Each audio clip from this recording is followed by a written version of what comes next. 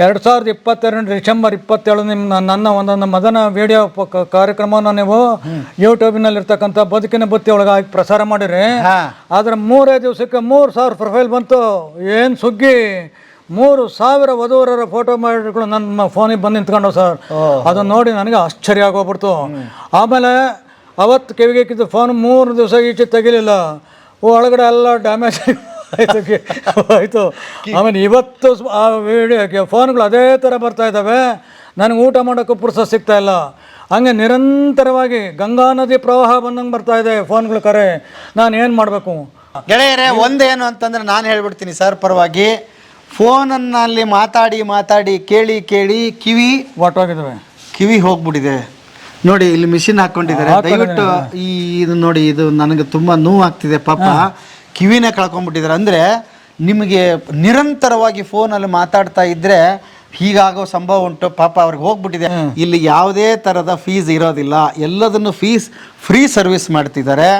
ಇದು ಒಂದು ಕಾಯಕನಿಷ್ಠೆ, ಧರ್ಮನಿಷ್ಠೆ, ಉಚಿತ ಸೇವೆ ಮಾಡಬೇಕು. ಸಾಯೋವರೆಗೂ ನನ್ನ ಸಾಯೋವರೆಗೂ ಅಂತಲ್ಲ, ನನ್ನ ಕೈಲಾಗೋವರೆಗೂ, ಎಲ್ಲಿನವರೆಗೂ ನನ್ನ ಕೈಲಾಗುತ್ತೋ ಅಲ್ಲಿವರೆಗೂ ನಾನು ಇದನ್ನು ಮಾಡ್ತೀನಿ. ಒಂದು ಕಾಲದಲ್ಲಿ ಹಿಂದೆ ಏನಾಯ್ತು ಗೊತ್ತಾ? ಹೆಣ್ಣು ಮಕ್ಕಳು ಬೇಡ ಅಂತ ಎಲ್ಲ ಹೇಳ್ಬಿಟ್ಟು ಏನು ಮಾಡಿಬಿಟ್ರು, ಹೋಗೋದು ಹೆಣ್ಣು ಭ್ರೂಣನ ಅಬಾರ್ಷನ್ ಮಾಡಿಸ್ಬಿಟ್ರು. 1 ವರ್ಷ ಗಂಟೆಗೆ 1 ವರ್ಷ 2 ವರ್ಷಗಳ ನಿರಂತರವಾಗಿ ಆ ದಂಧೆ ನಡೀತು. ಅದೆಷ್ಟು ಹೆಣ್ಣು ಭ್ರೂಣಗಳ ಕಗ್ಗೊಲೆ ಆಯ್ತೋ ಗೊತ್ತಿಲ್ಲ. ಅದರ ದೋಷ, ಅದರ ಪರಿಣಾಮ ಇವತ್ತು ನಾವು ಅನುಭವಿಸ್ತಾ ಇದ್ದೀವಿ. ವಿಧಿ ಕೊಟ್ಟದ್ದನ್ನು ಕೈಯಾರೆ ಹೊಸಿಬಿಟ್ರೆ ಅವತ್ತು ಅದ್ರ ಶಾಪ ಇದು. ಇವತ್ತು ಕೈ ಕಿವ್ಚ್ಕೊಂತಾರೆ, ಹೊಟ್ಟೆ ಕಿವ್ಚ್ಕೊಂತವ್ರೆ ಹೆಣ್ಣಿಲ್ದೇನೆ ಜನ. ಬೇಕಾಗಿತ್ತ ಸರ್ ಇದು? ನೋಡಿ ಸರ್, ನಮಗೆ ಹೆಣ್ಗಳು ಕೊಡಲ್ಲ ಅಂತ ನಮ್ಮ ಗಂಡಿನ ಮಾತಾಪಿತೃಗಳು ಒದ್ದಾಡ್ತಾರೆ. ಆ ಹೆಣ್ಣುಗಳು ಹೆಂಗೆ ಸ್ಟಡಿ ಮಾಡಿದ್ದಾರೆ, ಹೆಂಗೆ ಓದಿದ್ದಾರೆ, ಅವ್ರ ವಿದ್ಯಾಭ್ಯಾಸ ಯಾವ ರೀತಿ ಮಾಡಿದ್ದಾರೆ, ಅದನ್ನು ಅಂಕಿಅಂಶ ನಿಮ್ಮ ಮುಂದೆ ಇಡ್ತಾ ಇದ್ದೀನಿ ನೋಡಿ. ಇದು ವಧುಗಳು ಅಂದರೆ ಹೆಣ್ಣುಗಳು. ಅವ್ರು ವಿದ್ಯಾಭ್ಯಾಸ ಮಾಡೋದು ನೋಡಿ sir, BE, MCA, BE, MS, M.Pharm, BE, IS, BCom, BE, CS, BE, BCA, BSc, MSc, BE, MBA, M.Com, M.Tech, ಅದು ಹೊಡೆದ MBA, MBBS, MD, BE, MSc, M.Com. ಹಿಂಗೆ ಪ್ರತಿ ಪೇಜಲ್ಲೂ ಎಲ್ಲರೂ ಮಾಸ್ಟರ್ ಡಿಗ್ರಿ ಪಡ್ಕೊಂಡಿದ್ದಾರೆ. ಯಾರು? ಹೆಣ್ಮಕ್ಳು. ಅವರು ಇವ್ರ ಹತ್ರ ಬರ್ತಾರೆ, ಸರ್ ನಿಮ್ಮ ಮಕ್ಕಳನ್ನ ಓದಿಸಿ, ನಿಮ್ಮ ಗಂಡು ಮಕ್ಕಳನ್ನ ಓದಿಸಿ ಸರ್, ನೀವು ಫಾರಿನ್ ರಿಟರ್ನ್ ಮಾಡಿಸಿ ಬರ್ತಾರೆ, ಕಾಲು ಹಿಡ್ಕೊಂತಾರೆ, ನಿಮಗೆ ಹೆಣ್ಣು ಕೊಡ್ತಾರೆ. ಅದು ಬಿಟ್ಟು ನಮ್ಮ ಹುಡುಗ ಏನಪ್ಪ SLC, PUC, ಇನ್ನೇನು ITI, ಇನ್ನು ಡಿಪ್ಲೊಮಾ, ಯಾರು ಬರ್ತಾರೆ ಇರ್ತಕ್ಕೆ ಮಾಸ್ಟರ್ ಡಿಗ್ರಿ ಮಾಡ್ರೆ ಹೆಣ್ಮಕ್ಳು? ನಿಮ್ಮ ಮಕ್ಕಳಿಗೆ ತುಂಬರಿ ತೇಜ ರಾಶಿಯನ್ನು. ಅವ್ರನ್ನ degree holder, master degree holders ಮಾಡಿ ಅವತ್ತು ಓಡಿ ಬರ್ತಾರೆ ಹೆಣ್ಮಕ್ಳು ನಿಮ್ಮ ಮನೆ ಮಕ್ಕಳಿಗೆ. ಅದು ಬಿಟ್ಟು ನಮ್ಗೆ ಹೆಣ್ಣು ಸಿಕ್ಕಲ್ಲ, ನಮ್ಗೆ ಹೆಣ್ಣಿಗೆ ಸಿಕ್ಕಲ್ಲ ಎಗ್ಗಿರ್ತವೆ. ನೀನು ಓದಿಸಿರೋದು ಬರೀ ITI, DPI ಬರೀ ಇವಾದರೆ ಅವ್ರು ಯಾಕೆ ಬರ್ತಾರೆ ನೀನು ಹತ್ರ ಭಿಕ್ಷೆ ಬಿಡೋಕೆ? ಓದು ಸರಿ, ನಿಮ್ಮ ಮಕ್ಕಳನ್ನ ಓದಿಸ್ರಿ, ವಿದ್ಯಾವಂತರು ಮಾಡಿರಿ, ದೊಡ್ಡ ವಿದ್ಯಾವಂತರು ಮಾಡಿರಿ. ಹೆಣ್ಮಕ್ಳು ತಾನಾಗೆ ಬರ್ತಾರೆ ನಿಮ್ಮ ಮನೆ ಮಕ್ಕಳಿಗೆ.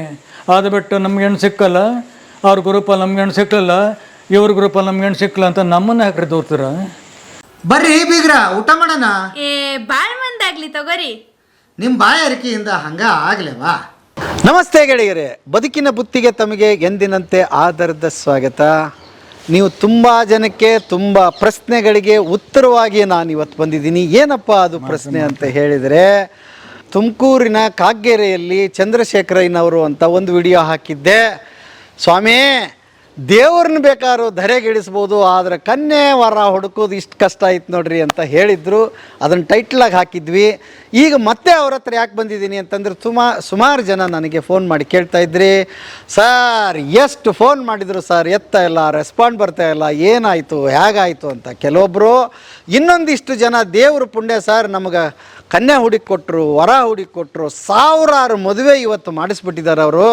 ಬರ್ರಿ, 3 ವರ್ಷದಿಂದ ಈ ವಿಡಿಯೋ ಬಂದಿತ್ತು, ಇವತ್ತು ಹೇಗಿದ್ದಾರೆ ಸರ್ ಅವ್ರನ್ನ ಮಾತಾಡ್ಸೋಕ್ಕೆ ನಾನು ಕಾಗ್ಗೆರೆಗೆ ಬಂದಿದ್ದೀನಿ. ಬನ್ನಿ ಅವ್ರನ್ನೇ ಮಾತಾಡಿಸ್ತೀನಿ, ಕಂಪ್ಲೀಟ್ ವಿಷಯ ತಿಳ್ಕೊಳ್ಳೋಣ. ಅವ್ರ ಮನೆ ಮುಂದೆ ನಿಂತ್ಕೊಂಡೇ ಮಾತಾಡ್ತಾ ಇದ್ದೀನಿ. ಸರ್ ನಮಸ್ತೆ. ಬನ್ನಿ ಬನ್ನಿ ಮಹಾರುದ್ರಪ್ಪನವರೇ ಬರ್ಬೇಕು. ನಮಸ್ತೆ ಸರ್, ನಮಸ್ತೆ. ದೇವ್ರ ದರ್ಶನ ಆದಂಗೆ ಆಯ್ತಲ್ಲಪ್ಪ ನಿಮ್ಮ ನೋಡಿದ್ದು.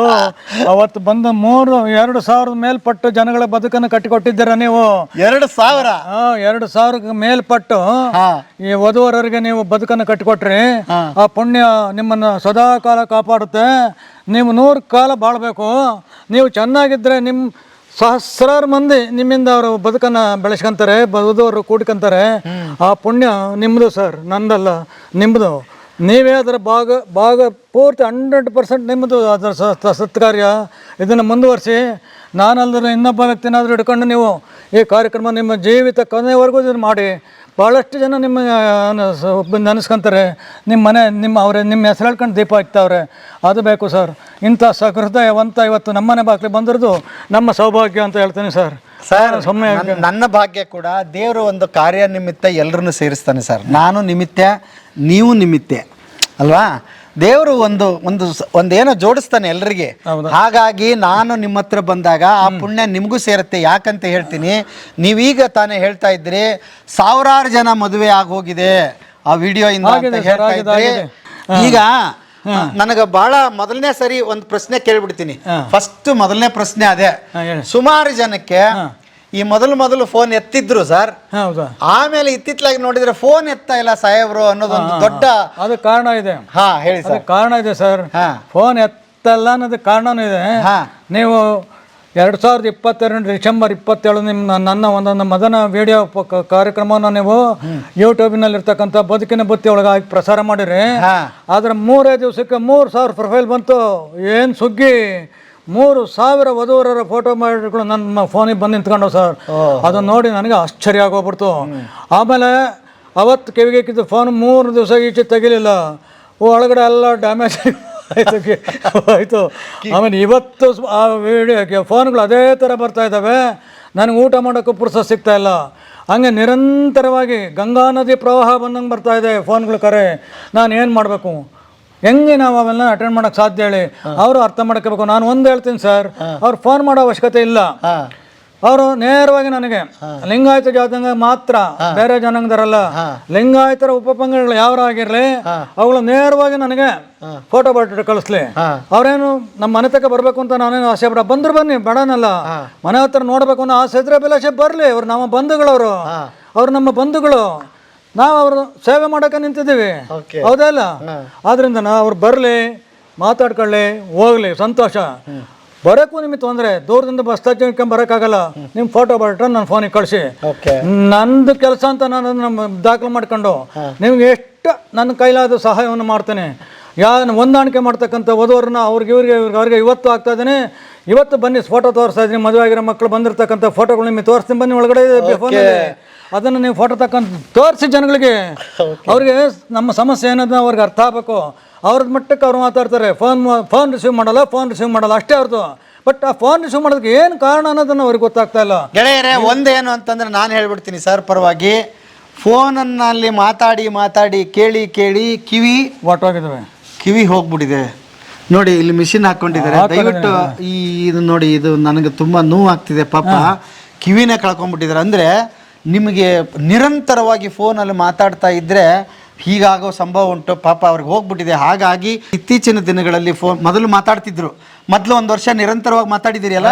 ಅವತ್ತು ನೀವು ಬಂದ ಭಾಳ ಚೆನ್ನಾಗಿ ಮಾತಾಡಿದ್ದೆ ಸರ್. ಅಲ್ಲ, ವಿಡಿಯೋ ಆದ್ಮೇಲೂ ಕೂಡ ಮಾತಾಡ್ತಿದ್ರಿ. ಫಸ್ಟಿಗೆ ನೀವು ಮಾತಾಡ್ತಾ ಇದ್ದೆ ಸರ್, ಮಾತಾಡ್ತಿದ್ದೆ. ಈಗಲೂ ಅನಿವಾರ್ಯ ಬಂದಾಗ ಕೆಲವು ಮಾತಾಡ್ತಾನೆ. ಆದ್ರೂ ಮೊದಲಷ್ಟು ಸ್ಪಷ್ಟತೆ ಇರಲ್ಲ. ಮಾತು ಬರ್ತಕ್ಕಂಥ ವಾಯ್ಸು ಕ್ಲಾರಿಟಿ ಬರೋದಿಲ್ಲ, ಗೊರ ಅಂತೈತೆ. ಅದರಿಂದ ಅದೇನು ಸಮಸ್ಯೆ ಅನ್ನೋದು ನನಗೆ ಅರ್ಥ ಆಗಲ್ಲ. ಅದಕ್ಕೆ ಓನ್ಲಿ ಮೆಸೇಜ್ ಮಾಡ್ಲಾರು. ನಾನು ಅವ್ರು ಎಷ್ಟಾರ ಮೆಸೇಜ್ ಮಾಡಲಿ ನಾನು ಮೆಸೇಜ್ ಮಾಡ್ತೇನೆ. ಅದಕ್ಕೇನು ತೊಂದರೆ ಇಲ್ಲ. ಒಂದು ಮಾರುದ್ದ ಮಾಡಲಿ ಅವ್ರ ಮೆಸೇಜ್, ನಾನು 2 ಮಾರುದ್ದ ಮೆಸೇಜ್ ಹಾಕ್ತೇನೆ ಬೇಕಾದ್ರೆ. ಆಮೇಲೆ ಇನ್ನೊಂದು ಗೆಳೆಯರೆ, ಮೊದಲಿಗೆ ಇದು ಒಂದು ತಿಳಿಸ್ಬಿಡ್ತೀನಿ. ಹೋದ ವಿಡಿಯೋದಲ್ಲಿ ಹೇಳಿದ್ದೀವಿ, ಇಲ್ಲಿ ಯಾವುದೇ ಥರದ ಫೀಸ್ ಇರೋದಿಲ್ಲ. ಎಲ್ಲದನ್ನು ಫ್ರೀ ಸರ್ವಿಸ್ ಮಾಡ್ತಿದ್ದಾರೆ. ಇಲ್ಲಿವರೆಗೆ ನಮ್ಮ ವಿಡಿಯೋ ಬಂದ ಮೇಲೆ ಮತ್ತು ಅದಕ್ಕಿಂತ ಮೊದಲು ಎಷ್ಟು 1000 ಮದುವೆಗಳನ್ನು ಮಾಡಿದ್ದೀರಿ ಸರ್? ಒಟ್ಟಾರೆ 2,000 ಮೇಲ್ಪಟ್ಟು ಇಲ್ಲಿವರೆಗೆ 2,000ಕ್ಕೂ ಹೆಚ್ಚು ಮದುವೆಗಳಾಗಿದೆ. ಎಲ್ಲ 2,000 ಮೇಲೆ ಸುಮಾರು 1,500 ಮೇಲೆ ಮದುವೆ ಆಗಿದೆ ಮತ್ತು 1 ರೂಪಾಯಿ ಖರ್ಚಿಲ್ದಂಗೆ ಆಗಿದೆ. ಯಾರು ಕೂಡ ಇವತ್ತಿನವರೆಗೆ ಹಣ್ಣು ಹಂಪಲು ತಂದ್ರು ಕೂಡ ತಗೊಳಲ್ವಂತೆ. ಸರ್ ಇವತ್ತನೇ ಬರ್ಬೇಕಾರೆ ಅವ್ರ ಪಾಪ ಅವರು ಸಂಸ್ಕಾರವಂತರು ಕೈಲಿ ಹಣ್ಣು ಇಟ್ಕೊಂಬತ್ತಾರೆ ಸರ್. ಹಣ್ಣು ಎಲ್ಲ ತಗೊಂಡ್ ಕವರ್ ಎಲ್ಲ ಹಾಕೊಂಡ್ ತಗೊಂಬತ್ತಾರೆ. ಕೈ ಮುಗಿದಿರ್ತೀನಿ, ದಯವಿಟ್ಟು ನನಗೆ ಅದನ್ನ ಆಮಿಷ ಒಡ್ಡಬೇಡಿ, ಹಣ್ಣನ್ನ ನೀವೇ ವಾಪಸ್ ತಗೊಂಡೋಗಿ. ಇದು ನಾನು ಮಾಡ್ತಾ ಇರ್ತಕ್ಕಂಥ ಒಂದು ವ್ರತ, ಈ ವ್ರತಭಂಗ ಮಾಡಬೇಡಿ ಸರ್. ಒಂದ್ ಎಕ್ಸಾಂಪಲ್ ಹೇಳ್ಬೇಕು ನಿಮ್ಗೆ, ಈ ಸಮಯದಲ್ಲಿ ನನಗೆ ಜ್ಞಾಪಕ ಬಂತು. ಬೆಂಗಳೂರು ಎಜುಕೇಶನಲ್ DDP ಸಾಹೇಬ್ರು ಪಾಲಾಕ್ಷಪ್ಪ ಅಂತ ಹೇಳಿ ಅವರು ಇಲ್ಲಿ KB ಕ್ರಾಸ್ ಹತ್ರ ಅವ್ರವರು ಒಂದು ದಿವಸ ರಾತ್ರಿ 8 ಗಂಟೆ ಬಂದ್ರು ಸರ್ ನಮ್ಮನೆಗೆ. ರಾತ್ರಿ 8 ಗಂಟೆಗೆ, ಬೆಳಗ್ಗೆ 8 ಗಂಟೆ ಅಲ್ಲ ಬಂದು, ನಾನು ಪಾಲಾಕ್ಷಪ್ಪ ಕಣಪ್ಪ, DDP ಬೆಂಗಳೂರು ಜಿಲ್ಲೆ ಒಳಗೆ DDP ಆಗಿದ್ದೀನಿ, ಅದು ನಿಮ್ಗೆ ನೋಡ್ಕೊಂಡು ಹೋಗ್ಬೇಕು ಅಂತ ಬಂದೆ ಸರ್. ನೀವು ನಮ್ಮ ದಣಿಗಳು, ನಾನೊಬ್ಬ ಸಾಮಾನ್ಯ ಶಿಕ್ಷಕ, ನೀವು ನಮ್ಮ ಜಿಲ್ಲೆ ಅಧಿಕಾರಿಗಳು, ನೀವು ನಿಮ್ಮ ಪಾದಕ್ಕೆ ಶರಣು ಅಂದೆ. ನಾನು ನಿನ್ನ ಶರಣ ಮಾಡ್ಬೇಕಪ್ಪ, ನೀನ್ ನನಗೆಲ್ಲ ಶರಣ ಮಾಡ್ಬೇಕಾಗಿರೋದು. ಆ ಮಗುಗೆ 4ನೇ ಕ್ಲಾಸ್ನಾಗ ಇರ್ತಕ್ಕಂಥ 4 ವರ್ಷದ ಮಗುಗೆ ಕನ್ನಡದ ಕಾಗುಂಟ, ಕಬ್ಬಿಣದ ಕಡಲೆ ಕನ್ನಡದ ಕಾಗುಂಟ ಅಂಥದ್ದನ್ನು ಅಷ್ಟು ನಿರರ್ಗಳವಾಗಿ ಗಳಿಸಿದ್ರಲ್ಲ ಅವ್ರ ಬಾಯಿಂದನ. ನೀವು ಎಷ್ಟು ಅದ್ಭುತ ಕಲಾವಿದ ಅಂತ ನನಗೀಗ ಅರ್ಥ ಆಗ್ತೈತೆ. ಜೊತೆಗೆ ವಧುವರ ವೇದಿಕೆ ಬೇರೆ ಉಚಿತವಾಗಿ ಮಾಡ್ತಾ ಇದ್ದೀರಾ, ಅದು ಎಷ್ಟು ಸಂಸಾರಗಳನ್ನ ಕಟ್ಟಿಕೊಟ್ಟಿದೆ, ಅದರ ಪುಣ್ಯ ನಿಮ್ಗೆ ಇರುತ್ತಪ್ಪ ಅಂತ ಹೇಳಿ ಒಳ್ಳೆಯರು. ಅವ್ರು ಒಳಗಡೆ ಬರ್ಬೇಕಾರೆ ಕವರನ್ನು ಈಚೆಗೆ ಇಟ್ಬಿಟ್ಟಿದ್ದಾರೆ, ಇಲ್ಲಿ ಹೊರಗಡೆ ಇಟ್ಬಿಟ್ಟಿದ್ರು. ಆಮೇಲೆ ಹೋಗ್ಬೇಕಾರೆ ಕೊನೆಯಲ್ಲಿ ಆ ಕವರನ್ನು ತಗೊಂಡು ಒಳಗೆ ಬಂದು ಕೊಡಕ್ಕೆ ಬಂದರು. ಏನು ಸರ್ ಇದೊಂದೆ, ಏನಪ್ಪ ನೀವು ಗುರು ಕಾಣಿಕೆ ಕೊಡಬೇಕು ಬನ್ನಿ ಸರ್, ನಾನು ಮಾಡ್ತಾ ಇರೋದು ವ್ರತ, ನಾನು ವ್ರತಭಂಗ ಮಾಡಬೇಕು ಅನ್ನೋ ನಿಮ್ಗೆ ಅಭಿಲಾಷೆ ಇದ್ರೆ ಇಲ್ಲಿಟ್ಟೋಗಿ ಹಣ್ಣು. ನಾನು ವ್ರತಭಂಗ ಮಾಡಲ್ಲ ನಂಗಿದ್ರೆ ಈ ಹಣ್ಣು ತಗೊಂಡು ಹೊರಟೋಗಿ. ಇಲ್ಲಪ್ಪ ನೀನು ವ್ರತಭಂಗ ನಾನು ಮಾಡೋದಿಲ್ಲ ಅಂತ ಹೇಳಿ ಹಣ್ಣು ತಗೊಂಡು ಹೋದ್ರು ಸರ್ ರಾತ್ರಿ 10 ಗಂಟೆಗೆ. ಇದು ನನ್ನ ನಿಷ್ಠೆ, ಇದು ಒಂದು ಕಾಯಕ ನಿಷ್ಠೆ, ಧರ್ಮನಿಷ್ಠೆ, ಉಚಿತ ಸೇವೆ ಮಾಡಬೇಕು. ಸಾಯೋವರೆಗೂ ಉಚಿತ, ನನ್ನ ಸಾಯೋವರೆಗೂ ಅಂತಲ್ಲ, ನನ್ನ ಕೈಲಾಗೋವರೆಗೂ, ಎಲ್ಲಿನವರೆಗೂ ನನ್ನ ಕೈಲಾಗುತ್ತೋ ಅಲ್ಲಿವರೆಗೂ ನಾನು ಇದನ್ನು ಮಾಡ್ತೀನಿ ಸರ್. ಈಗ 3 ವರ್ಷದಿಂದ ನಾನು ನೆನ್ತಿರೋದು ಆ ಸಂಕಟದಲ್ಲಿ ಇವತ್ತು ಇದನ್ನು ನಡೆಸ್ತಾ ಇದ್ದೀನಿ ಅಂದರೆ ಇದರ ಬಗ್ಗೆ ನನಗೆ ಎಷ್ಟು ಆಸಕ್ತಿ ಇದೆ ನೀವೇ ಅರ್ಥ ಮಾಡ್ಕೊಳ್ಳಿ ಸರ್. ಅದನ್ನು ನಾವು ಹೇಳಬೇಕಾಗಿಲ್ಲ ಬಿಡಿಸಿ ಅಂತ ನನ್ನ ಸೌಭಾಗ್ಯವತಿಯನ್ನು ಕಳ್ಕೊಂಡು ನಾನು ಕಣ್ಣೀರು ಕಡಿತಾ ಇದ್ದೆ. 1 ವರ್ಷ ಹಂಗೂ ಮಾಡೋಕ್ಕಾಗಲ್ಲ ಸರ್. 73ನೇ ಜುಲೈನಿಂದ 74ನೇ ಜುಲೈ ತಿಂಗಳವರೆಗೂ ಮಾಡಲಿಲ್ಲ. ಅವತ್ತು ಒಂದು ದಿವಸ ದಾವಣಗೆರೆಯಿಂದ ಒಬ್ಬರು ಡಾಕ್ಟ್ರು ಬಂದರು, ಹೆಂಡ್ತಿ, ಅವ್ರ ಮಗ ಮತ್ತು ಅವ್ರ ಹೆಂಡ್ತಿ, ಅವ್ರು 3 ಜನ ಬಂದು ಚಂದ್ರಶೇಖರ್ ಸರ್, ನಿಮ್ಮದು ಬದುಕಿನ ಬತ್ತಿ ಒಳಗೆ ಯೂಟ್ಯೂಬ್ನಲ್ಲಿ ಬದುಕಿನ ಬತ್ತಿ ಚಾನಲಲ್ಲಿ ನಿಮ್ಮದು ವೀಡಿಯೋ ನೋಡಿದೆ, ಅದಕ್ಕೆ ಬಂದೆ ಇಲ್ಲಿಗೆ. ನನ್ನ ಮಗನಿಗೆ ಒಂದು ಹೆಣ್ಣು ಬೇಕು ಅಂತಂದರು. ಅಲ್ಲಿ ಫೋಟೋ ಪೂಜೆ ಮಾಡ್ತಾಯಿದ್ದೆ ನನ್ನ ಹೆಂಡ್ತಿಯಿಂದ. ಆ ಪೂಜೆ ತೋರಿಸಿದೆ ನೋಡಿ ಸರ್, ಅಲ್ಲಿ ನಾನು ಹೆಂಡ್ತಿ ಮಾಡಿದ್ದು 1 ವರ್ಷ ಆಗಿದೆ. ಇವತ್ತು ನನ್ನ ಕಣ್ಣಲ್ಲಿ ನೀರು ಬರ್ತಾಯಿದೆ, ಒಳಗೆಲ್ಲ ಸಮಾಧಿ ಆಗೋಗಿದೆ ಆತ್ಮ. ಹೆಂಗೆ ಮಾಡಲಿ ನಾನು ವೇದಿಕೆನ, ಹೆಂಗೆ ನಡೆಸ್ಲಿಂದೆ. ಅವರು ಪಾಪ ಭಾಳ ಸಂಕಟಪಟ್ಟರು. ರಾತ್ರಿ 8 ಗಂಟೆಯಿಂದ 12 ಗಂಟೆವರೆಗೂ ನನ್ನನ್ನು ಮನಸ್ಸನ್ನು ಪರಿವರ್ತನೆ ಮಾಡಿರೋರು. ರಾತ್ರಿ 8 ಗಂಟೆಯಿಂದ ಹಿಡಿದು ಮಧ್ಯರಾತ್ರಿ 12 ಗಂಟೆವರೆಗೂ ನನ್ನ ಮನಸ್ಸನ್ನು ತಿದ್ದಿ ಒಂದು ಸಮಾಧಾನದ ಪರಿಸ್ಥಿತಿ ತಂದರು. ನೀವು ಈ ಥರ ಕಣ್ಣೀರು ಹಾಕಿ ಕೂಗೊಂಡ್ರೆ ಒಂದಲ್ಲ ಒಂದು ದಿವಸ ನಿಮ್ಮ ಅನಾರೋಗ್ಯ ಆಗ್ತೀರಾ, ಉಚ್ಚಾತ್ಮತೆ ಸೇರಬೇಕಾಗುತ್ತೆ. ನೀವು ಆ ಜೀವನ ನಿಮಗೆ ಬೇಕಾ? ಬೇಡ. ಮಾನವರಾಗೇ ಇರಿ, ಮನುಷ್ಯರಾಗೇ ಬದುಕಿ, ನಿಮ್ಮ ಮೆಂಟಲ್ ಕಳ್ಕೊಬೇಡಿ. ನಾನೊಬ್ಬ ವೈದ್ಯನಾಗಿ ನಿಮಗೆ ಹೇಳ್ತಾ ಇದ್ದೀನಿ, ನನ್ನ ಮಾತಿಗೆ ಗೌರವ ಕೊಡಿದ್ರು. ಆಗ ಅವ್ರ ಮಾತು ನಿಜ ಅಂತ ನನಗೂ ಅನ್ನಿಸ್ತು ಸರ್.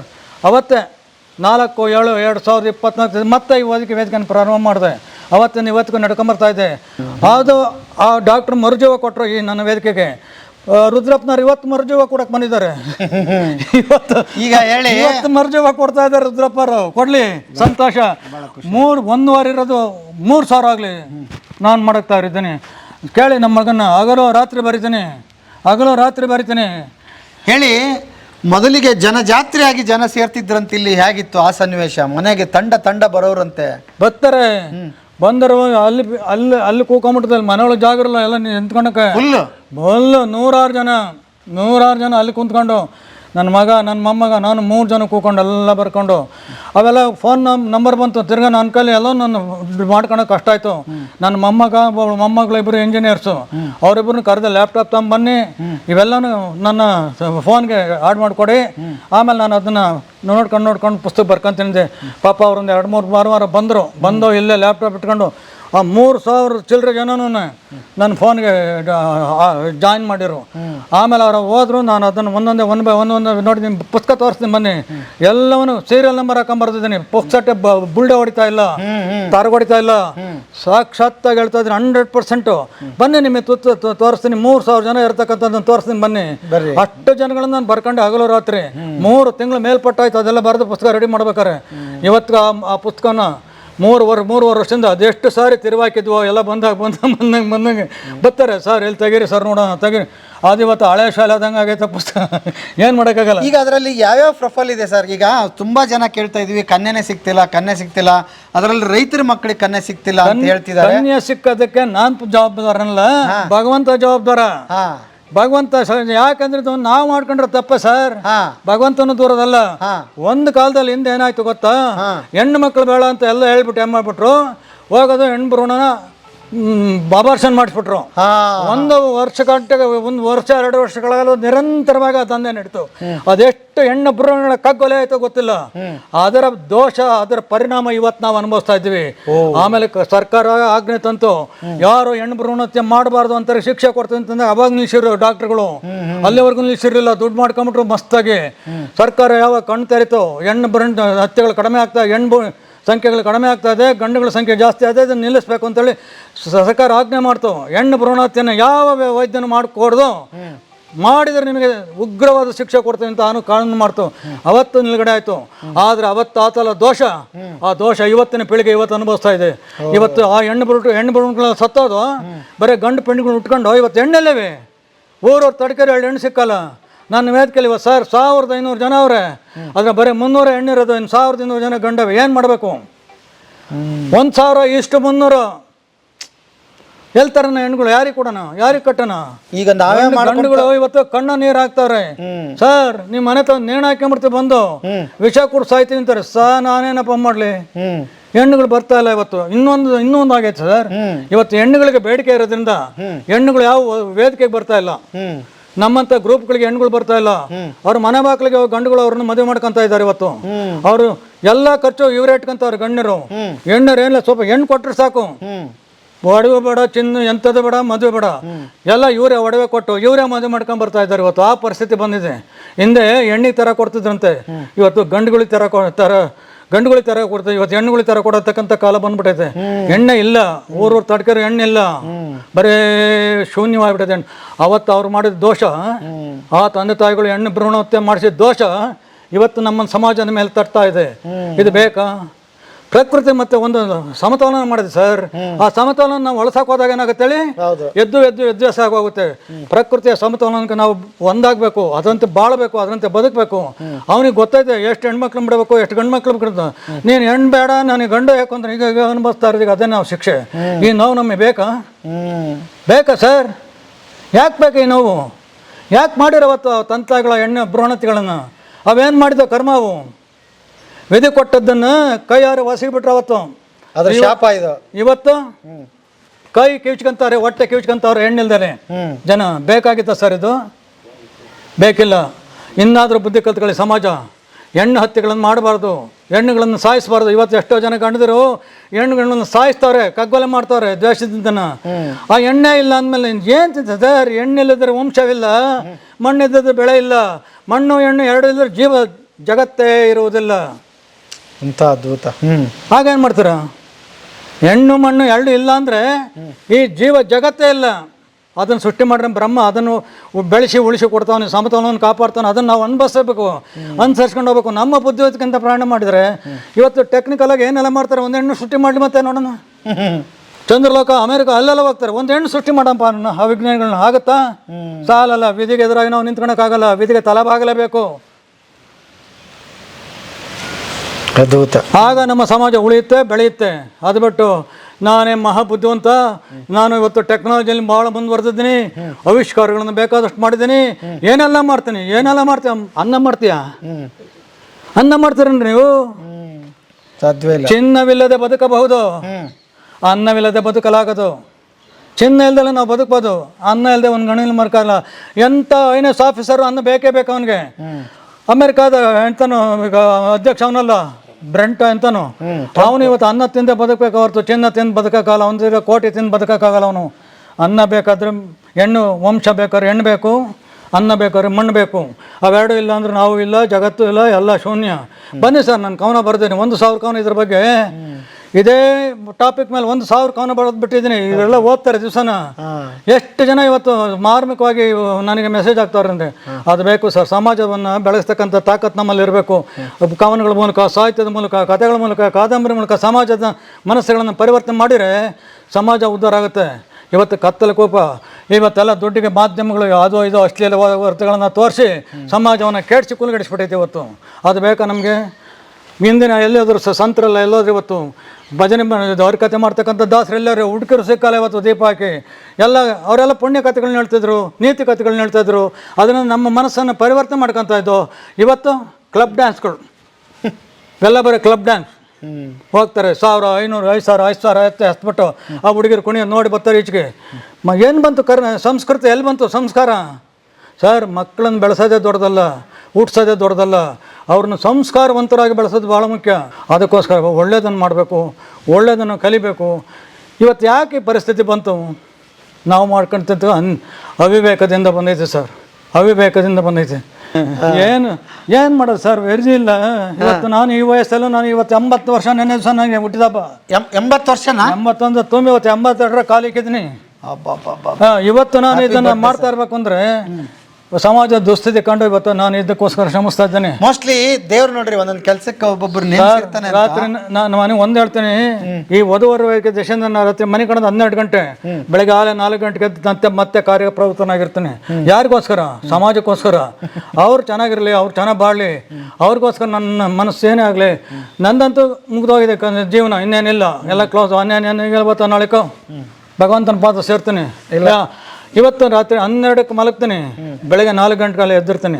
ಕೇವಲ 4 ಗಂಟೆ ಕಾಲ ನಾನು ನಿದ್ರೆ ಮಾಡ್ತಾ ಇರೋದು ಈ ವಯಸ್ಸಿನಲ್ಲೂ. ಅವ್ರಿಗೋಸ್ಕರ, ಸಮಾಜಕ್ಕೋಸ್ಕರ ದುಡಿತಾ ಇದ್ದೀನಿ, ಮಧುವರಿಗೋಸ್ಕರ ದುಡಿತಾ ಇದ್ದೀನಿ, ಅವ್ರ ಸೇವೆಗೋಸ್ಕರ ದಿನದ 20 ಗಂಟೆಗಳನ್ನು ನಾನು ಮುಟ್ಬಿಟ್ಟಿದ್ದೀನಿ. ಕೇವಲ 4-5 ಗಂಟೆ ನಾನು ವಿಶ್ರಾಂತಿ ತಗೊಳೋದು. ಅವ್ರಿಗೆ ಪೂರೈಸಿ ನಾನೇನು ಏನು ಕೆಲಸನೂ ಮಾಡ್ತಾ ಇಲ್ಲ ಸರ್ 3 ವರ್ಷದಿಂದ. ಬರೀ ವಧುವರ ವೇದಿಕೆದು ನಾನು ಕವನ ಬರೋದು, ಇಷ್ಟು ಬಿಟ್ಟರೆ ಇನ್ನೇನೂ ಇಲ್ಲ. ನಾನು ಅವರ ಏಳಿಗೆಗೋಸ್ಕರ, ಅವರ ಸಂತೋಷಕ್ಕೋಸ್ಕರ ನಾನು ಇವತ್ತು ಆಹರ್ನಿಶೆ ದುಡಿತಾ ಇದ್ದೀನಿ, ಯಾವುದೇ ಪ್ರತಿಫಲ ಪಕ್ಷಿಯೂ ಇಲ್ಲದೆ. ಆದ್ರಿಂದ ನಾವು ಅವ್ರು ಅರ್ಥ ಮಾಡ್ಕೊಳ್ಳೋದನ್ನ ದೊಡ್ಡದು ಮಾಡ್ಕೊಂಡು ನಿಮಗೆ ಗೊತ್ತಿರಲಿಲ್ಲ ಅವ್ರಿಗೆ ಕೇಳ್ತಿದ್ರು. ನಾವು ವಿಷಯ ಸ್ಪಷ್ಟಪಡಿಸಿದೀವಿ. ಈಗ ಮಾಡಿ ಸರ್. ಈಗ ಅವರು ನೀವು ಚೆನ್ನಾಗಿ ಸಂದೇಶ ಕೊಡ್ತಾರೆ, ನನಗೆ ಗೊತ್ತೈತೆ.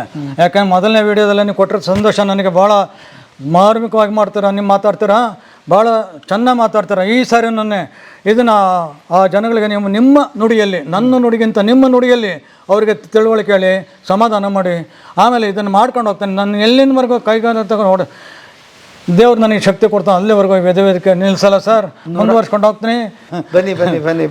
ಸುಮ್ಮನೆ ಹೇಳೋದಲ್ಲ ಸರ್, ಪರಿಸ್ಥಿತಿಯನ್ನು ಅರ್ಥ ಮಾಡ್ಕೊಂಡು ನಾವು ಹೇಳ್ಬೇಕು, ಪರಿಸ್ಥಿತಿಗೆ ಹೊಂದ್ಕೊಂಡು ಹೇಳ್ಬೇಕು, ಅದನ್ನು ನಾವು ಅಭ್ಯಾಸ ಮಾಡ್ಕೋಬೇಕು, ಜನಗಳ ಸೇವೆ ಮಾಡಬೇಕು. ಹುಟ್ಟಿ ಮನುಷ್ಯ ಸಾಯೋದು ದೊಡ್ಡದಲ್ಲ ಸರ್, ಸಮಾಜದ ಸೇವೆ ಮಾಡ್ಬೇಕು ಮುಖ್ಯ.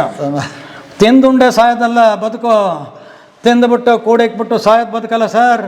ಅದನ್ನು ಕೈ ಎತ್ತಿ ಇನ್ನೊಬ್ಬರಿಗೆ ಒಂದು ಕೊಡಬೇಕು, ಸಮಾಜವನ್ನು ನೋಡಬೇಕು, ಕಣ್ಣೀರು ಒರೆಸ್ಬೇಕು, ಸಮಾಜದ ಕಣ್ಣೀರು ಒರೆಸ್ಬೇಕು. ಆಗ ನಮ್ಮ ಆತ್ಮ ಸಂತೋಷ ಪಡುತ್ತೆ, ಭಗವಂತ ಸಂತೋಷ ಪಡ್ತಾನೆ. ಮುಂದಿನ ಜನ್ಮಕ್ಕಾದ್ರೂ ನಮಗೆ ಒಂದು ಪುಣ್ಯದ ಸಂಚಯನವಾಗುತ್ತೆ. ಆ ಸಂಚಯನ ನಿಮಗೂ ಆಗ್ತಾಯಿದೆ. ಪರೋಕ್ಷವಾಗಿ ಅಲ್ಲದೇ ಇದ್ರು, ಪ್ರತ್ಯಕ್ಷವಾಗಿ ಅಲ್ಲದೇ ಇದ್ರು ನೀವು ಪರೋಕ್ಷವಾಗಿ ನೀವು ಓದುವವರೆಗೆ ನೀವು ಸೇವೆ ಮಾಡ್ತಾಯಿದ್ದೀರಾ, ಅದು ನಿಮ್ಮ ಪುಣ್ಯ. ಆ ಪುಣ್ಯ ನಿಮ್ಮ ಸಂತತಿಯನ್ನು ಕಾಪಾಡುತ್ತೆ. ಆ ಪುಣ್ಯ ಎಲ್ಲ ಬಂದು ನಿಮ್ಮ ಜೋಳಿಗೆ ಬೀಳ್ತಾಯಿದೆ ಸರ್. ನಿಮ್ಗೆ ಅರ್ಥ ಆಗ್ತಾಯಿಲ್ಲ. ನಾವು ಧರ್ಮಾತ್ಮವಾಗಿ ಬಾಳೋಣ, ಪುಣ್ಯಾತ್ಮರಾಗೋಣ. ಅದು ಬಿಟ್ಟು ಪಾಪ ಕೆಲಸ ಮಾಡಿಕೊಂಡು ಸಮಾಜನ ನೋಯಿಸ್ಕೊಂಡು ಬರೋಕ್ಕಿಂತ ಸಾಯೋದೇ ಮೇಲೆ. ಓಕೆ, ಹಾಂ ನೋಡಿ ಸರ್, ಇದೇನೆ ವಧುವರರ ಪುಸ್ತಕ. ಇದು ಇದನ್ನು ನಮ್ಮ ಬರೆದು 3.5 ವರ್ಷ ಆಗೈತೆ. ಇನ್ನೂ ಪುಸ್ತಕಗಳು ಬೇಕಾದಷ್ಟು. ಇದು ಒಂದೇ ಅಲ್ಲ ಸರ್, ಇನ್ನೂ ಹಲವಾರು ಪುಸ್ತಕಗಳಿವೆ. ನೋಡಿ ಸರ್, ಇದರಲ್ಲಿ ನೋಡಿ ಈ ಥರ ಎಲ್ಲ ಪ್ರತಿಯೊಬ್ಬರಿಗೂ ಮಾರ್ಕ್ ಹಾಕೊಂಡಿರ್ತೀನಿ. ಓದವು ಪುಟನೂ ನೋಡಿ ಸರ್, ಒಂದಲ್ಲ ಎಲ್ಲ ಪುಟಗಳನ್ನು ನೋಡಿ. ಸಂಖ್ಯೆ ನೋಡಿ ಸರ್, ಸಂಖ್ಯೆ ತೋರಿಸ್ತೀನಿ ನಿಮಗೆ. ಸಂಖ್ಯೆನೂ ಹಾಕ್ಬಿಡಿ ಸರ್, ಹಂಗೇನೆ ನೋಡಿ ಸರ್, ಸಂಖ್ಯೆಯನ್ನು ತೋರಿಸ್ತೀನಿ. ಒಟ್ಟು ಎಷ್ಟು ಸಾವಿರ ನೋಡಿ, ಇದು ಬರೀ ಗಂಡುಗಳ ಸಂಖ್ಯೆ ಆಯಿತು. 2177 ಏನೋ. 2177 ಇದು ಗಂಡುಗಳದು. ಇದ್ರ ಜೊತೆಗೆ ಇನ್ನೊಂದು ಪುಸ್ತಕದಲ್ಲಿದೆ 1200 ಜನ ಹೆಣ್ಮಕ್ಳು. ಅವತ್ತು ನೀವು ಹಾಕಿದ್ರಲ್ಲ ಯೂಟ್ಯೂಬ್, ಅವತ್ತು ಬಂದಂಥ ಇವು ಸುಳ್ಳಲ್ಲ ಅಂತ ಹೇಳಿ ಅವ್ರಿಗೆ ಸುಳ್ಳಲ್ಲ ವಂಚಿಕೆ ಎಲ್ಲ ಪುಟವನ್ನು ಬರೆದಿಟ್ಟಿದ್ದಾರೆ ನೋಡಿ. ಇದು ಎಲ್ಲ ಪುಟಗಳನ್ನು ಬರೆದಿಟ್ಟಿದ್ದೀನಿ. ಪ್ರತಿಯೊಬ್ಬರದ್ದು ಮಾಹಿತಿ ಕೊಡ್ತೀನಿ, ಬೇಕಾದ್ರೆ ಬನ್ನಿ, ಪ್ರತಿಯೊಬ್ಬರದ್ದು ಮಾಹಿತಿ ಕೊಡ್ತೀನಿ. ಇಂಥರ್ಲೆ ಅವ್ರೆ ಅಂತನ. ನಿಮ್ಮ ದೆಸೆಯಿಂದ ಅವತ್ತು ನನಗೆ ಸಮೃದ್ಧಿ ಮಹಳೆ ಪ್ರವಾಹ. ಯಾವುದು ಪ್ರವಾಹ? ವಧುವರರ ಪ್ರವಾಹ. ನೀರಿನ ಪ್ರವಾಹ ಅಲ್ಲ, ಧನದ ಪ್ರವಾಹ ಅಲ್ಲ, ನನ್ನ ಮಡಲಿಗೆ ಬಂದಂಥ ಈ ವಧುವರರ ಪ್ರವಾಹ. ಯಾರ ದೆಸೆಯಿಂದ? ಬದುಕಿನ ಬುತ್ತಿ ನಡೆಸ್ತಾ ಇರ್ತಕ್ಕಂಥ ಅಮ್ಮ ರುದ್ರಪ್ಪನವರು ತಗೊಂಡೋಗಿ ಬದುಕಿನ ಬುತ್ತಿಗೆ ಈ ನನ್ನ ವಿಡಿಯೋ ಆಗ್ತಿದ್ದಂಗೆ ನಾ ಕೇವಲ 3,000 ಪ್ರೊಫೈಲ್ ಬಂದು ಅಂದ್ರೆ ಗ್ರೇಟ್ ಯಾರ್ದು? ರುದ್ರಪ್ಪನವ್ರದ್ದು, ನಂದಲ್ಲ. ಆ ವಾಮನ ಮೂರ್ತಿ ಅವರಲ್ಲ, ಆ ವಾಮನ ಮೂರ್ತಿ ಅವ್ರದ್ದು ಬಲಿಚಕ್ರ ಮಾಡ್ಬಿಡ್ತಾರೆ. ಇಲ್ಲಿ ಸರ್, ಇದು ಸಮಸ್ಯೆ, ಪ್ರಪಂಚದ ದೊಡ್ಡ ಸಮಸ್ಯೆ ಇವತ್ತಾಗಿದೆ ಸಮಾಜದಲ್ಲಿ. ಏನಾಗ್ತಿದೆ ಈಗ ಒಂದು ಏನೇ ತಿಳಿಸ್ಬೇಡ ಅವ್ರಿಗೆ. ಈಗಲೂ ನಿಮ್ಮಲ್ಲಿ ಎಂತೆಂಥವ್ರು ಹುಡುಕೊಂಬರ್ತಾರೆ, ಎಂತೆಂಥ ಕನ್ಯೆ ಅಥವಾ ಎಂಥ ವರ ಇದೆ ಅಂತ ತಿಳಿಸ್ಬೇಡ. ಯಾರ್ಯಾರು ಇದ್ದಾರೆ ಏನೇನು ಬೇಕು ಹೇಳಿ ಸರ್. ಈ ಪ್ರೊಫೈಲಲ್ಲಿ ನೀವು ಮಾಡ್ಕೊಂಡಿದ್ದೀರಲ್ಲ, ಯಾರ್ಯಾರು ಇದ್ದಾರೆ ಇದರಲ್ಲಿ? ಓದ್ದವ್ರಿದ್ದಾರೆ, ರೈತರಿದ್ದಾರೆ. ಈಗ ಇದು ನೋಡಿ ಸರ್, ನಾನು ಒಂದು ಸದ್ ನೋಡಿ ಹೇಳ್ತೀನಿ. ಈಗ ಇಲ್ಲಿ ಇಟ್ಕೊಂತೀನಿ ಸರ್. ಇದು ಒಂದು ಹೆಣ್ಣು ಬಂದಿರುತ್ತೆ ಅಂತ ಇಟ್ಕೊಳ್ಳಿ, ಅಥವಾ ಒಂದು ಹೆಣ್ಣು ಬಂದಿರುತ್ತೆ, ಅದರ ಬಯೋಡೇಟಾವನ್ನು ಇಟ್ಕೊಂತೀನಿ. ಈ ಲೈನ್ ಪ್ರಕಾರನ ಲೈನ್ ಬೈ ಲೈನ್ ಹೋಗ್ತಾನೆ. ಸೀರಿಯಲ್ ನಂಬರ್ ಗಾಡಿ ಹಿಡ್ಕೊಂಡೇ ಹೋಗೋದು. ನೋಡ್ಕೊಂಡು ಹೋಗ್ತಾನೆ. ಅದು ತಾಳ ಆಗಬೇಕು. ಏನು ತಾಳ ಆಗಬೇಕು? ವಧುವರ ಹುಟ್ಟಿದ ದಿನ ಹೊಂದಾಣಿಕೆ ಆಗಬೇಕು, ವಯಸ್ಸು, ವಿದ್ಯೆ ಹೊಂದಾಣಿಕೆ ಆಗಬೇಕು, ಆಮೇಲೆ ಎತ್ತರ ಹೊಂದಾಣಿಕೆ ಆಗಬೇಕು, ಆಮೇಲೆ ಜಾತಿ ಹೊಂದಾಣಿಕೆ ಆಗಬೇಕು, ಉಪಜಾತಿ ಹೊಂದಾಣಿಕೆ ಆಗಬೇಕು. ಅಂಥವನ್ನ ಸೆಲೆಕ್ಟ್ ಮಾಡ್ಕೊಂಡು ಅವ್ರಿಗೆ ಕಳಿಸ್ತೀನಿ. ನೋಡಿ ಸರ್, ನಮಗೆ ಹೆಣ್ಗಳು ಕೊಡಲ್ಲ ಅಂತ ನಮ್ಮ ಗಂಡಿನ ಮಾತಾಪಿತೃಗಳು ಒದ್ದಾಡ್ತಾರೆ. ಆ ಹೆಣ್ಣುಗಳು ಹೆಂಗೆ ಸ್ಟಡಿ ಮಾಡಿದ್ದಾರೆ, ಹೆಂಗೆ ಓದಿದ್ದಾರೆ, ಅವ್ರ ವಿದ್ಯಾಭ್ಯಾಸ ಯಾವ ರೀತಿ ಮಾಡಿದ್ದಾರೆ, ಅದನ್ನು ಅಂಕಿಅಂಶ ನಿಮ್ಮ ಮುಂದೆ ಇಡ್ತಾ ಇದ್ದೀನಿ ನೋಡಿ. ಇದು ವಧುಗಳು ಅಂದರೆ ಹೆಣ್ಣುಗಳು. ಅವ್ರು ವಿದ್ಯಾಭ್ಯಾಸ ಮಾಡೋದು ನೋಡಿ sir, BE, MCA, BE, MS, MPharm, BIS, BCom, BCS, BE, BCA, BSc, MSc, BE, MBA, MCom, MTech, ಅದು ಹೊಡೆದಾಗ MBA, MBBS, MD, BE, MSc, MCom. ಹಿಂಗೆ ಪ್ರತಿ ಪೇಜಲ್ಲೂ ಎಲ್ಲರೂ ಮಾಸ್ಟರ್ ಡಿಗ್ರಿ ಪಡ್ಕೊಂಡಿದ್ದಾರೆ. ಯಾರು? ಹೆಣ್ಮಕ್ಳು. ಅವರು ಇವ್ರ ಹತ್ರ ಬರ್ತಾರೆ, ಸರ್ ನಿಮ್ಮ ಮಕ್ಕಳನ್ನ ಓದಿಸಿ, ನಿಮ್ಮ ಗಂಡು ಮಕ್ಕಳನ್ನ ಓದಿಸಿ ಸರ್, ನೀವು ಫಾರಿನ್ ರಿಟರ್ನ್ ಮಾಡಿಸಿ ಬರ್ತಾರೆ, ಕಾಲು ಹಿಡ್ಕೊಂತಾರೆ, ನಿಮಗೆ ಹೆಣ್ಣು ಕೊಡ್ತಾರೆ. ಅದು ಬಿಟ್ಟು ನಮ್ಮ ಹುಡುಗ ಏನಪ್ಪ SLC, PUC, ಇನ್ನೇನು ITI, ಇನ್ನು ಡಿಪ್ಲೊಮಾ. ಯಾರು ಬರ್ತಾರೆ ಇರ್ತಕ್ಕೆ ಮಾಸ್ಟರ್ ಡಿಗ್ರಿ ಮಾಡ್ರೆ ಹೆಣ್ಮಕ್ಳು? ನಿಮ್ಮ ಮಕ್ಕಳಿಗೆ ತುಂಬ್ರಿ ತೇಜ ರಾಶಿಯನ್ನು. ಅವ್ರನ್ನ degree holder, master degree holders ಮಾಡಿ ಅವತ್ತು ಓಡಿ ಬರ್ತಾರೆ ಹೆಣ್ಮಕ್ಳು ನಿಮ್ಮ ಮನೆ ಮಕ್ಕಳಿಗೆ. ಅದು ಬಿಟ್ಟು ನಮ್ಗೆ ಹೆಣ್ಣು ಸಿಕ್ಕಲ್ಲ, ನಮ್ಗೆ ಹೆಣ್ಣಿಗೆ ಸಿಕ್ಕಲ್ಲ ಸಿಗ್ತವೆ. ನೀನು ಓದ್ಸಿರೋದು ಬರೀ ITI, DPI ಬರೀ ಇವಾದರೆ ಅವ್ರು ಯಾಕೆ ಬರ್ತಾರೆ ನಿನ್ನ ಹತ್ರ ಭಿಕ್ಷೆ ಬಿಡೋಕೆ? ಓದು ಸರಿ, ನಿಮ್ಮ ಮಕ್ಕಳನ್ನ ಓದಿಸ್ರಿ, ವಿದ್ಯಾವಂತರು ಮಾಡಿರಿ, ದೊಡ್ಡ ವಿದ್ಯಾವಂತರು ಮಾಡಿರಿ. ಹೆಣ್ಮಕ್ಳು ತಾನಾಗೆ ಬರ್ತಾರೆ ನಿಮ್ಮ ಮನೆ ಮಕ್ಕಳಿಗೆ. ಅದು ಬಿಟ್ಟು ನಮ್ಗೆ ಹೆಣ್ಣು ಸಿಕ್ಕಲ್ಲ, ಅವ್ರ ಗ್ರೂಪಲ್ಲಿ ನಮ್ಗೆ ಹೆಣ್ಣು ಸಿಕ್ಕಲಿಲ್ಲ, ಇವ್ರ ಗ್ರೂಪಲ್ಲಿ ನಮ್ಗೆ ಹೆಣ್ಣು ಸಿಕ್ಕಲ್ಲ ಅಂತ ನಮ್ಮನ್ನೇ ಹಾಕ್ರಿ ದೂರ್ತೀರ. ನಾವೇನು ಪಾಪ ಮಾಡಿದ್ದೀವಿ? ನಿಮಗೋಸ್ಕರ ಹಗಲು ರಾತ್ರಿ ದುಡಿತಾ ಇದ್ದೀವಿ ಸ್ವಾಮಿ. ಅದು ಉಚಿತವಾಗಿ ದುಡಿತಾ ಇದ್ದೀವಿ, ಸೇವೆ ಮಾಡ್ತಾಯಿದ್ದೀವಿ. ನಿಮ್ಮಲ್ಲಿ ತಪ್ಪಿಟ್ಕೊಂಡು ನಮ್ಮಲ್ಲಿ ಉಳುಕ್ ತೋರಿಸ್ತಾ ಇದ್ದೀರ ನೀವು. ಬೇಡ, ಮೊದಲು ನಿಮ್ಮ ಮಕ್ಕಳನ್ನ ಮೇಲಕ್ಕೆ ತನ್ನಿ, ಆಗ ತಾನಾಗೆ ಬರುತ್ತೆ ಭಾಗ್ಯ. ಅವ್ರಿಗೆ ಏನು ಮಾಡ್ತೇನೆ, ಅದನ್ನು ಆಡಿಕೆ ಅವ್ರಿಗೆ ಫೋನ್ ಮಾಡ್ತೇನೆ. ನಾನೇ ಫೋನ್ ಮಾಡ್ತಾ ಅಥವಾ ಮೆಸೇಜ್ ಹಾಕ್ತೇನೆ, ಹಾಕಿ ತಿಳಿಸ್ತೇನೆ, ನೋಡಪ್ಪ ಹಿಂಗೆ ಐತೆ, ಇದು ನಮ್ಮ ಸಂಬಂಧಿಕರು ಒಳ್ಳೆಯವರು, ನಮ್ಮ ತುಮಕೂರಿನವ್ರೇನೆ, ನೀವು ನೋಡಿ ಬನ್ನಿ ಮಾಡ್ಕೊಳ್ಳಿ, ಬೇಕಾದ್ರೆ ನಾನು ಮಾಡಿಸ್ಕೊಡೋದು ನನಗಿರಲಿ. ಎಷ್ಟೋ ಜನಕ್ಕೆ ನಾನೇ ಇಲ್ಲೇ ಮಾಡಿದ್ದೀನಿ ಸರ್, ಇದೇ ಜಾಗದಲ್ಲಿ ಎಷ್ಟು ಜನ ಓದುವವ್ರನ್ನ ಕೂಡ್ಸಿದ್ದೀನಿ ಗೊತ್ತಾ ಈ ಮನೆಯೊಳಗೆ. ಬೆಂಗಳೂರು ಹುಡುಗಿ ಈಗಲೂ ಐತೆ ಭಾರ್ಗವಿ ಅಂತ, ತುಮಕೂರನ್ನು ಚೇತನ್ ಅಂತ, ಇಬ್ಬರನ್ನು ಕರೆಸಿ ಅವ್ರು 4 ಜನ ಹೆಣ್ಣಿನ ಕಡೆಯವರು ಗಂಡನ ಇಲ್ಲೇ ಜೊತೆ ಮಾಡಿ ಒಂದು ಆಚೆ ಬಿಟ್ಟಿದ್ದೀನಿ. ಬರೀ ನೀವು ಫೋಟೋ ಕಳಿಸೋದಿಲ್ಲ, ಮಾಹಿತಿ ಕಳಿಸೋದಿಲ್ಲ, ಎರಡು ಮಧ್ಯದಲ್ಲಿ ನಿಂತ್ಕೊಂಡು, ಎರಡು ಮನೆತನದ ಮಧ್ಯದಲ್ಲಿ ಹಿರಿಯರಾಗಿ ಜವಾಬ್ದಾರಿ ವಹಿಸಿ ಮದುವೆ ಮಾಡ್ತಾ ಇದ್ದೀರಿ, ಹೌದಾ? ಹೌದು. ಆಮೇಲೆ ಈಗ ಚಿತ್ರದುರ್ಗದ ಒಂದು ಹೆಣ್ಣು, ಬೆಂಗಳೂರದ ಒಂದು ಗಂಡು, ಅವರಿಬ್ಬರನ್ನು ಕೂಡ್ಸಿದ್ದೀನಿ. ಈಗ ಅವ್ರು ಇಲ್ಲಿಗೆ ಬರ್ತೀವಿ ಸರ್ ನಿಮ್ಮ ಮನೆಗೆ, ಬನ್ನಿ ಇಲ್ಲೇ ಇಬ್ಬರು ಭೇಟಿ ಮಾಡಿ, ನಿಮ್ಮ ಮನಸ್ಸನ್ನು ಒಬ್ಬರು ನಮ್ಮನ್ನು ಚರ್ಚೆ ಮಾಡ್ಕೊಳ್ಳಿ. ಒಪ್ಕೊಂಡವ್ರೆ ನೈಜವ ನೋಡಿ. ನೀವು ಅಲ್ಲಿಗೆ ಹೋಗೋದು ಬೇಡ, ಅವ್ರು ಇಲ್ಲಿ ಬರೋದು ಬೇಡ, ಆಮೇಲೆ ಬೇಕಾದ್ರೆ ನೀವು ಓಡಾಡಿಕೊಳ್ಳಿ, ಬೇಡ ಅಂದಲ್ಲ. ಅದೊಂದು ಮಾಡೈತೆ. ಈಗ ರಾಮನಗರದೊಂದು ಹುಡುಗಿ, ಬೆಂಗಳೂರದೊಂದು ಹುಡುಗ, ಅವರಿಬ್ಬರನ್ನ ಒಂದು ಮಾಡಿದ್ದೀನಿ ಈಗ. ಅವರಿಬ್ಬರನ್ನೇ ಇಲ್ಲಿಗೆ ಬರ್ತೀವಿ ಅಂತ ಹೇಳವ್ರೆ. ನಿಮ್ಮನೆ ಒಳಗೆ ಆಗಲಿ ಸರ್ ನಮ್ಮ ಜೋಡಿ ಭೇಟಿ ಅಂತಾರೆ. ಬನ್ನಿ ಇಲ್ಲಿಗೆ ಬನ್ನಿ, ಇಲ್ಲೇ ಮಾಡೋಣ. ಎಷ್ಟೋ ಜನ ಇಲ್ಲಿಗೆ ಬಂದು ಹೆಣ್ಣು ಗಂಡರು ಇಲ್ಲಿಗೆ ಬಂದು ಇಲ್ಲೇ ನೋಡಿ ಇಲ್ಲೇ ಸಂತೋಷ ಪಟ್ಕೊಂಡು ಒಪ್ಕೊಂಡು ವಾಚ್ ಹೋಗ್ತಾವ್ರೆ. ಓಕೆ, ಅದೊಂದು. ಈಗ ಯಾರಾದರೂ ದೂರದಿಂದ ಅವರು ಫೋನ್ ಮಾಡಿದರೆ ಈಗ ಬರೀ ಅವ್ರು ಬರ್ಬೇಕಾ ಅಥವಾ ತಂದೆ ತಾಯಿ ಬಂದ್ರೆ ಸಾಕಾ ಅಥವಾ ಕನ್ಯೆನೂ ಕರ್ಕೊಂಡು ಬರ್ಬೇಕಾ? ಅವರು ಬರ್ತಾರೆ ಸರ್, ಅವ್ರ ಜೊತೆಲಿ ಬರ್ತಾರೆ. ಹಾಂ, ಗಂಡ ಹೆಣ್ಣಿನ ಜೊತೆಲಿ ನಾವು ಭೇಟಿ ಮಾಡೋ ದಿವಸ ಅವರು ತಾಯಿ ತಂದೆ ಮಗ ಹುಡುಗಿ ಅಥವಾ ಹುಡುಗ ಅವರು ಇಲ್ಲಿ ಬರ್ತಾರೆ. ನಮ್ಮೂರು 4 ಜನ ಬರ್ತಾರೆ, 4 ಜನ ಬರ್ತಾರೆ ಜೊತೆಲಿ. ಇವರು ಬರ್ತಾರೆ 4 ಜನ. ಓ, ನೀವು ಅವ್ರನ್ನೂ ಕರೆಸ್ತೀರಿ? ಎಲ್ಲ ಇಲ್ಲಿಗೆ ಬರ್ತಾರೆ. ಇಲ್ಲೇ ಕೂರಿಸ್ತಾನೆ, ಇಲ್ಲೇ ಕೂರಿಸ್ತಾನೆ, ಅವ್ರು ಅಲ್ಲಿ ಕೂರಿಸ್ತಾನೆ. ಮಾತಾಡಿ ನೋಡ್ರಪ್ಪ, ಇದೇ ಹುಡುಗಿ ಇದೇ ಹುಡುಗ ನೋಡಿ, ಒಬ್ಬರನ್ನೊಬ್ಬ ನೋಡ್ರ ತಂದೆ ಅವ್ರ ತಾಯಿ, ಇವ್ರ ತಂದೆ ಇವ್ರ ತಾಯಿ ತಾಜಾ ನೋಡ್ತಾರೆ ಸರ್. ಎದುರಿಗೆ ಬದ್ರಿಗೆ ಅದು ಬೇಕು, ನಾನು ಅದನ್ನೇ ಬಿಟ್ಕೊಂಡು ಫೋನ್ ಬಿಟ್ಬಿಡಿ, ಎದುರು ಬದ್ರಿ ಬನ್ನಿ, ನಿಮ್ಮನೆ ಬೇಡ, ಅವ್ರು ನೀವು ಅಲ್ಲಿಗೆ ಹೋಗೋದು ಬೇಡ, ನಿಮ್ಮ ಸ್ಟೇಟಸ್ಸು, ನನಗೆ ಸ್ಟೇಟಸ್ ಇಲ್ಲ, ನನಗೆ ಯಾರು ಬಂದ್ರು ಬೇಕು, ನೀವು ಬನ್ನಿ ಎಲ್ಲ ಮಾಡೋಣ, ಆತಿಥ್ಯ ಮಾಡೋಣ, ಬನ್ನಿ ಸೇರ್ಕೊಳ್ಳಿ. ಇದು ಒಂದು ಕಲ್ಯಾಣ ಮಂಟಪ ಆಗೈತಿ ಸರ್ ಈಗ ಈ ಮನೆ. ಕಲ್ಯಾಣ ದೇವ್ರ ನಡ್ಗೋದಲ್ಲ ಸರ್, ಆನಂದ ಬಾಷ್ಪ ಬರ್ತಾಯ್ತು ನನಗೆ, ಕಣ್ಣೀರೆಲ್ಲ ಆನಂದ ಬಾಷ್ಪ ಬರ್ತಾಯ್ತು. ಅವ್ರ ಮದುವೆ ಸಂತಸವಾಗಿ ಆಚೆ ಹೋಗ್ತಾರಲ್ಲ, ಪರಮಾತ್ಮ ಇವತ್ತು ನನ್ನ ಆತ್ಮಕ್ಕೆ ಭಾಳ ಸಂತೋಷ ಆಗ್ತಾಯ್ತಪ್ಪ.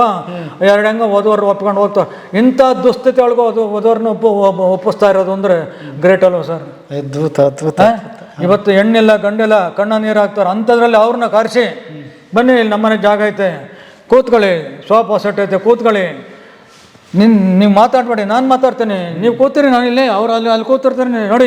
ನೋಡಪ್ಪ ಅದೇ ಹುಡುಗಿ, ನೋಡಮ್ಮ ಅದೇ ಹುಡುಗ, ನೋಡಿ ಇವರೇ ತಂದೆ ತಾಯಿ, ಅವರೇ ತಂದೆ ತಾಯಿ, ನೋಡಿ ನೈಜವಾಗಿ ನೋಡಿ, ಪ್ರತ್ಯಕ್ಷವಾಗಿ ನೋಡಿ, ಫೋಟೋ ಬಿಟ್ಬಿಡಿ, ಫೋನ್ ಬಿಟ್ಬಿಡಿ, ನೈಜವಾಗಿ ನೋಡಿ ತೋರಿಸ್ತೀನಿ ಸರ್. ಇಲ್ಲೇ ಬಂದಾಗ ಅವ್ರಿಗೆಲ್ಲ ಸ್ವೀಟು ಖಾರ ತಂದು ಕೊಡ್ತೀನಿ ಸರ್.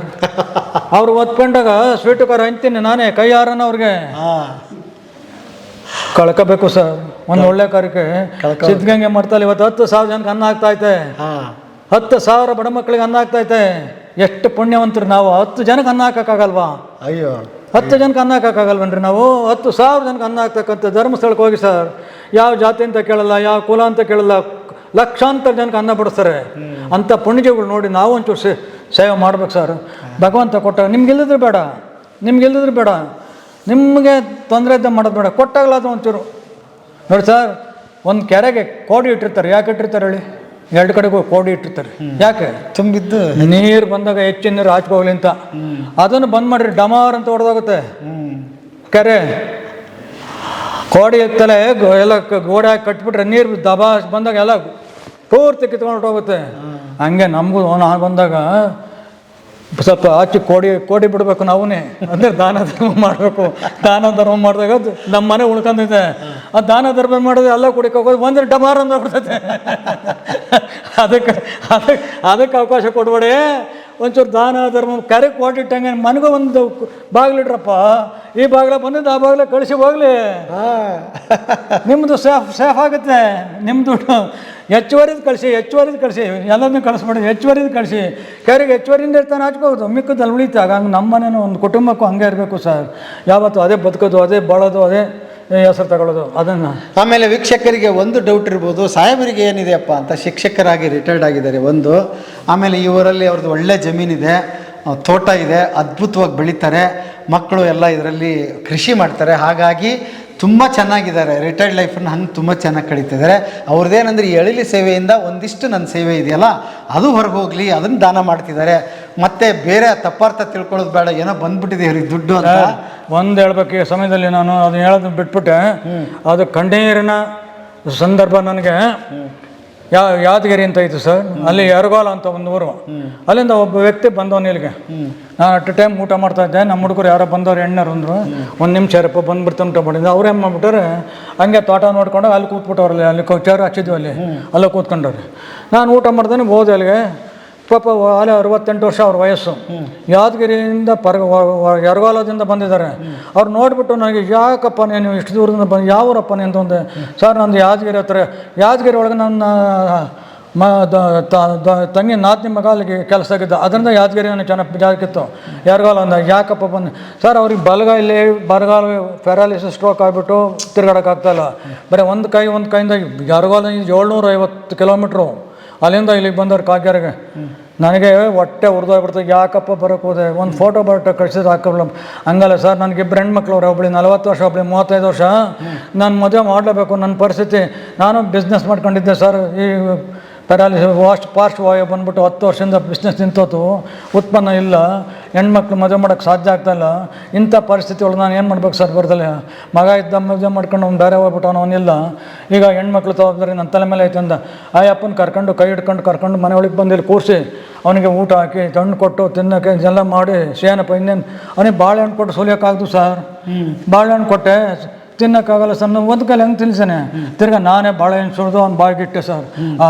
ಸ್ವಾಮಿ ಸಂತೃಪ್ತಿ ಆಗಿರಿ ಸ್ವಾಮಿ, ನನ್ನ ಹೆಂಗೋ ತೃಪ್ತಿ ಪಡಿಸಿದ್ರೆ ನೀವು ಚೆನ್ನಾಗಿರಿ ಸ್ವಾಮಿ ಅಂತ ಒಂದೇ ಕೈಲಿ ಆಶೀರ್ವಾದ ಮಾಡ್ದಯಪ್ಪ. ಅಂಥ ಪರಿಸ್ಥಿತಿಗಳು. ಕೊನೆಗೆ ಒಂದು ಹೆಣ್ಣಿನ ಮದುವೆ ಮಾಡಿಸ್ತೇ ಸರ್, ಅದನ್ನ ಮಾಡಿಸಿದ್ರ ಒಂದು ಮಾಡಿಸ್ತಿದ್ದೀನಿ, ಇನ್ನೊಂದೈತೆ 6,000 ಯಾರೊಬ್ರು ಕೇಳ್ತಾವ್ರಿ ಇಲ್ಲಿ. ಆ ಹೆಣ್ಣು ಇಲ್ಲೇ ನಮ್ಮ ಇದು ಒಂದೇ ಭಾಗ್ಯ ಅಂತ ಐತೆ ಚಿಕ್ಕನಕಳೆ ಪಕ್ಕ. ಒಂದೇ ಅವರು ಸರ್ ನಾವು ಅಷ್ಟು ದೂರ ಕೊಡೋಕ್ಕಾಗಲ್ಲ ಸರ್, 800 ತುಂಬ ದೂರ ಆಗುತ್ತೆ, 800 ಕಿಲೋಮೀಟ್ರ್ ಆಗುತ್ತೆ ಅಂತ ಅವರೇ ಹಿಂಜರಿತಾವ್ರೆ. ಕೊಟ್ಟಿದ್ರಿಗೆ ಅದು ಆಗೋದು. ಅದಕ್ಕೆ ವಿಶೇಷವಾದ ಒಂದು ಕಾಳಜಿ ವಹಿಸ್ತೆ. ಅವನ ನೋಡಿ ನನಗೆ ಮನ ಕರಗಿ ಹೋಗ್ಬಿಡ್ತು. ಇಂಥ ದುಸ್ಥಿತಿ ಬೇಕಾ ನಮ್ಮ ತಂದೆ ತಾಯಿಗಳಿಗೆ? ಯಾಕಪ್ಪ ಹಿಂಗೆ ಶಿಕ್ಷೆ ಕೊಡ್ತಾ ಇದ್ದೆ ಜಗತ್ತಿಗೆ ಅಂತ ನಾನೇ ಅಂತ ಹೇಳ್ತಾಳೆ. ಅವ್ನು ಕರ್ಕೊಂಬಂದು ಸತ್ಕಾರ ಮಾಡಿ ಹೋಗಪ್ಪ ಯಾಕಪ್ಪ ಚಾರ್ಜ್ಗೆ. ಇಲ್ಲ ಸರ್, ನಮ್ಮ ಅಂಗಬೇಕಲ್ಲಿ ಸರ್ಕಾರ ಬಸ್ ಚಾರ್ಜ್ ತಗೊಳಲ್ಲ ಸರ್ ಅಂದೆ. ಇರಲಿ ತಗೊಳಪ್ಪ ಅಂತ 1,000 ಕೈ ಜೋಬಿಗೆ ಎಲ್ಲರೂ ಊಟ ಮಾಡ್ಕೊಂಡು ಹೋಗಪ್ಪ ಅಂತ ಕಳಿಸ್ತೆ ಸರ್. ಏನು ಮಾಡ್ತಾರೆ ಅಂಥವು ಬರ್ತವೆ ಸರ್, ಕೊಡಬೇಕು ಸರ್, ಕೈ ಎತ್ತಿ ಕೊಡಬೇಕು. ಯಾಕೆ ಅಂತೀರ? ಅವ್ರಿಗೆ ಆ ಸ್ಥಿತಿ ನಾವು ಆ ಸ್ಥಿತಿಯಲ್ಲಿದ್ದರೆ ನಮ್ಗೆ ಯಾರು ಕೊಟ್ಟರೆ ನಮಗೆ ಸಂತೋಷ ಆಗಲ್ವಾ? ಈಗ ನಾವು ಆ ಸ್ಥಿತಿಯಲ್ಲಿ ಬಂದಾಗ ನಮ್ಗೆ ಯಾರೋ ಒಂದು 1,000 ದುಡ್ಡು ಕೊಟ್ಟರೆ ನಮ್ಗೆ ಎಷ್ಟು ಸಂತೋಷ ಆಗುತ್ತೆ. ಹಂಗೆ ಅಲ್ವಾ ಸರ್? ಅವ್ರ ಆತ್ಮ ನಮ್ಮಂಗೆ ಅಲ್ವಾ? ಅದರಿಂದ ಬೇಕು ಸರ್, ದಾನ ಧರ್ಮನೂ ಇರಬೇಕು, ಪರೋಪಕಾರನೂ ಇರಬೇಕು, ಪರಸೇವೆನೂ ಇರಬೇಕು, ಸಮಾಜ ಸೇವೆನೂ ಇರಬೇಕು, ಸಮಾಜದಲ್ಲಿ ಒಳ್ಳೆಯ ಬದುಕಬೇಕು. ನನ್ನ ಗುರಿ ಅಷ್ಟು. ಅದ್ಭುತ, ಎಲ್ಲವನ್ನೂ ಹಂಚಿಕೊಂಡಿದ್ದೀರಿ ಗೆಳೆಯರೇ. ಆ್ಯಕ್ಚುಲಿ ನೋಡಿ, ನಾನು ಕೇಳೋ ಪ್ರಶ್ನೆ ಅವ್ರಿಗೆ ಸರಿಯಾಗಿ ಕೇಳಿಸ್ತಿಲ್ಲ. ಅಂದರೆ ಫೋನ್ಗಳು ಬಂದು ಕೇಳಿ ಕಿವಿ ಹಾಗಾಗಿದೆ. ದಯವಿಟ್ಟು ತಪ್ಪು ತಿಳ್ಕೊಬೇಡಿ. ಇನ್ನು ಮುಂದೆ ಬರೋ ಫೋನ್ಗಳಿಗೆ ಕೂಡ ದಯವಿಟ್ಟು ಮೆಸೇಜ್ ಮಾಡಿ.